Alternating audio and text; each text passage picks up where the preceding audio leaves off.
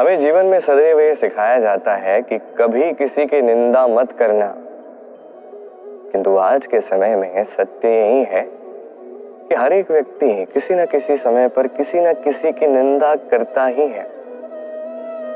अब आप निंदा करते हैं, इसका कारण सदैव ये भी नहीं कि आपका मन मलिन है। कभी कभी कुछ परिस्थितियां ऐसी आ जाती हैं, कुछ व्यक्ति कुछ इस प्रकार दुख दे जाते हैं कि उस दुख में ग्रस्त होकर हम निंदा करने लगते हैं।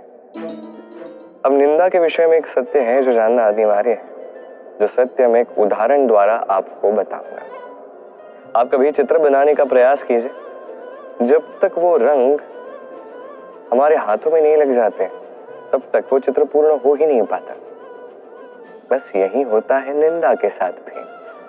कोई आपको कितना भी दुख क्यों ना दे दे, यदि आपने किसी की निंदा की तो कहीं ना कहीं वो नकारात्मक ऊर्जा आपके मन में प्रवेश कर जाती है।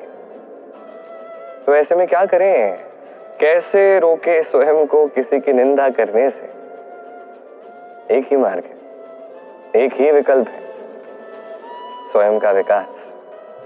स्वयं के विकास के इस मार्ग पर आगे बढ़ते जाइए। इस कार्य में कुछ इस प्रकार लीन हो जाइए कि किसी की निंदा करने का समय ही आपके पास शेष न रहे। इससे आपका मन भी मलिन नहीं होगा और आगे के कई सारे द्वार आपके लिए खुल जाएंगे। संसार में जब भी बड़ा संकट आता है, हम सबसे पहले अपने सबसे बड़े संबल को ढूंढते हैं, जो होता है विश्वास।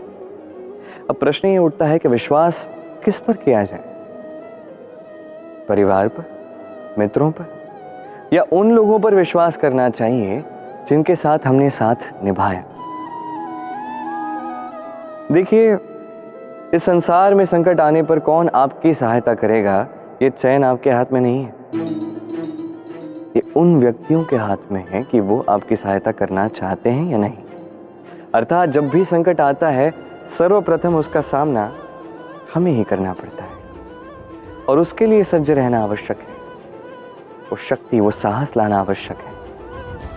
देखिए, जब भी अंधकार आता है तो सबसे पहले आपको कौन छोड़कर चला जाता है? आपकी अपनी परछाई। इस अंधकार का सामना करना पड़ता है भीतर की ज्वाला से, भीतर की आत्मा से। तब जाके आप अंधकार पे विजय प्राप्त कर सकते हो। इसलिए जो भी संकट आए, स्वयं को उसके लिए सशक्त बनाइए, वो साहस लाइए।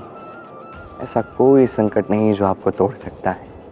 श्री राम जब सुग्रीव के साथ माता सीता को ढूंढने के लिए भ्रमण कर रहे थे, तब सुग्रीव का भौगोलिक ज्ञान देखकर श्री राम अचंभित रह गए। तब सुग्रीव ने बताया कि जब बाली से बचकर वो भाग रहे थे, अपने प्राण बचाकर जब वो भाग रहे थे, वो कई सारे स्थानों पर गए, पर कहीं भी उन्हें एक उचित शरण स्थली नहीं मिली।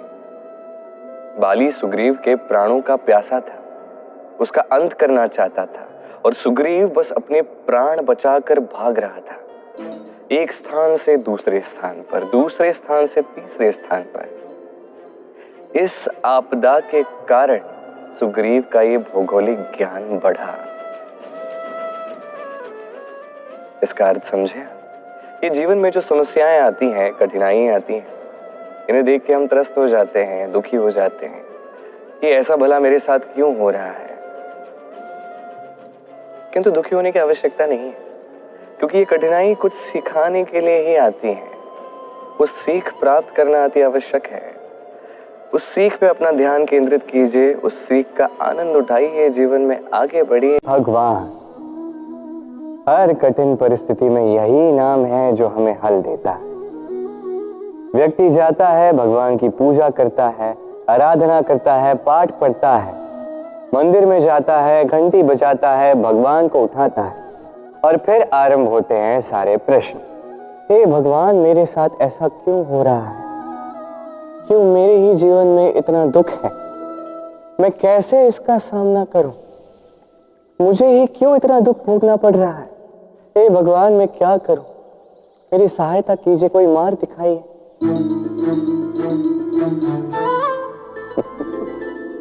चलिए, मैं आपसे प्रश्न करता हूं। मंदिर में जाने का प्रयास करने से पूर्व क्या आपने आपके जीवन में उतना प्रयास किया जितना उस समस्या को दूर करने के लिए आवश्यक था? दूसरा प्रश्न, भगवान को उठाने से पूर्व क्या आपने स्वयं को जगाया? क्या आपने आलस त्यागा? तीसरा प्रश्न, भगवान को पूछने से पूर्व क्या आपने स्वयं से पूछा कि मैं क्यों इसमें असफल हो रहा हूं? यदि नहीं तो सर्वप्रथम ये कीजिए, आपको हर प्रश्न का उत्तर मिलेगा, हर संकट का निवारण मिलेगा, कहीं और नहीं, स्वयं झांक के देखिए, प्रयास कीजिए, स्वयं को जगाइए, आप सफल अवश्य होंगे, क्योंकि वो परमात्मा, वो परमेश्वर, वो परब्रह्म आप में भी तो बसता है। जिन संबंधों में कोई नोक झोंक नहीं, कोई रूठना मनाना नहीं, कोई छोटी मोटी लड़ाइयां नहीं, वो संबंध केवल और केवल मस्तिष्क से निभाए जा रहे हैं, मन से नहीं। तो इस मन से प्रेम कीजिए और इन छोटी मोटी लड़ाइयों का, इस खट्टी मीठी नोक झोंक का आनंद उठाइए, क्योंकि इसमें भी प्रेम है। इस संसार का शाश्वत नियम, कोई भी राजा नहीं जो सदैव राजा रहता है, कोई भी धनी नहीं जो सदैव धनी रहेगा। संसार में सूर्य का स्थान लेने के लिए भी चंद्रमा आ जाता है। कोई स्थान जिसे खंडित कहा गया था वहां महल बने, कोई स्थान जिसे आज मलिन कहा जाता है कल वहीं पे मंदिर बन सकता है। कोई भी ऋतु सदैव के लिए नहीं रहती, कभी भी समय सदैव एक सा नहीं रहता। आज जो आपके पास है कल किसी और का था, आज जो आपके पास है कल किसी और के पास ही चला जाएगा। आपके साथ यदि कुछ रहेगा तो केवल आपके कर्म, उस कर्म के परिणाम भी आपके नहीं है।